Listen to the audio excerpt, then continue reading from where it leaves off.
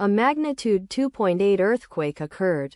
Papua, Indonesia. 156 kilometers SW of Manokwari, Indonesia, or 222 kilometers SA of Sorong, Indonesia. On Wednesday, the 30th of July 2025, at 6 hours 15 minutes and 14 seconds local time, the quake had a depth of 10 kilometers and was not felt, or at least not reported so.